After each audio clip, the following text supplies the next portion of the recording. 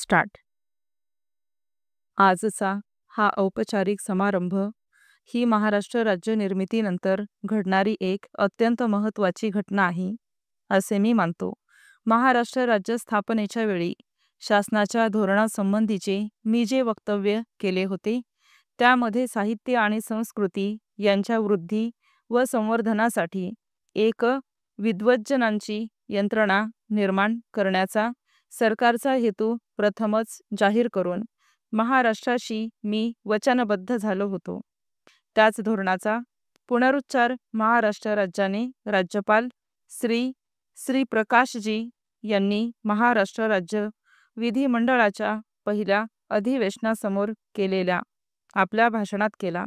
त्यावेळी त्यांनी ज्या शब्दांत या धोरणाचा उल्लेख केला होता ते शब्द आपल्यापुढे वाचून दाखवण्याचा मोह मला आवरत नाही.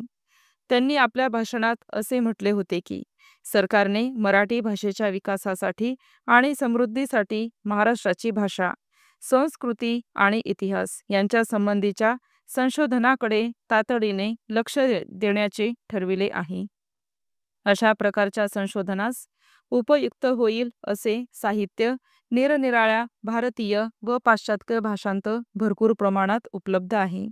म्हणून या बाबतीतील संशोधनाचे काम हाती घेण्यासाठी व त्यावर देखरेख ठेवण्यासाठी या क्षेत्रांतील तज्ज्ञांची व विद्वानांची एक उच्चाधिकार यंत्रणा लवकरच निर्माण करण्याचा महाराष्ट्र सरकारचा विचार आहे. या बाबतीत शासनामार्फत वेळोवेळी ज्या घोषणा केल्या गेल्या व त्यांचा जो उच्चार व पुनरुच्चार झाला त्या सर्वांचे मूर्त स्वरूप म्हणजेच आज हे मंडळ स्थापन होत आहे. माझ्या दृष्टीने मी मराठी जनतेला दिलेल्या वचनाची आज परिपूर्ती झाल्याबद्दलचे समाधान माझ्या मनात आहे. परिच्छेद साहित्याच्या प्रश्नांसंबंधी बोलताना माझ्यासारख्या माणसाने थोडेसे जपून बोलावे याची मला जाणीव आहे. तरीही काही गोष्टींचा उल्लेख जर मी येथे केला तर त्याबद्दल आपण मला क्षमा करावी. मी असे मानतो की स्वातंत्र्यप्राप्तीनंतर आणि भाषिक राज्याच्या निर्मितीनंतर वैचारिक व सांस्कृतिक पुनरुज्जीवन घडवून आणणारा एक शक्तिशाली नवा प्रवाह भारतीय जीवनात निर्माण झाला असून आता एका समृद्ध अशा कालखंडात प्रवेश करीत आहोत. स्वातंत्र्यप्राप्तीनंतर लोकजीवन समृद्ध करण्याची जी प्रतिज्ञा आपल्या देशाने केली तिचाच हे पुनरुज्जीवन एक भाग असून भाषिक राज्यांच्या निर्मितीमुळे या पुनरुज्जीवनाच्या कार्यासाठी आम्हाला एक नवे साधन प्राप्त झाले आहे. यामुळे आता एक निश्चित कालखंड सुरू होत असून या क्षेत्रांत घेतलेल्या जबाबदाऱ्या आपण पुऱ्या केल्या पाहिजेत. या जबाबदाऱ्या स्पष्ट करून त्या पार पाडण्यासाठी निश्चित अशी यंत्रणा आपण तयार केली पाहिजे असे मला वाटू लागले आणि त्यातूनच या मंडळाची कल्पना निर्माण झाली.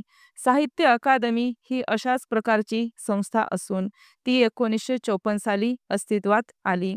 वेगवेगळ्या भाषेतील दुर्मिळ ग्रंथ प्रसिद्ध करणे, इतिहासाचे, वाङ्मयाचे आणि निरनिराळ्या संस्कृतीचे संशोधन करणे यांसारखे विविध स्वरूपाचे कार्य ही संस्था करीत असते.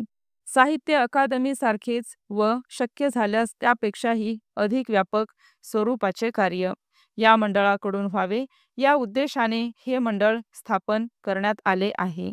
या मंडळाला तर्कतीर्थ लक्ष्मण शास्त्री जोशी यांच्यासारखे अध्यक्ष लाभले.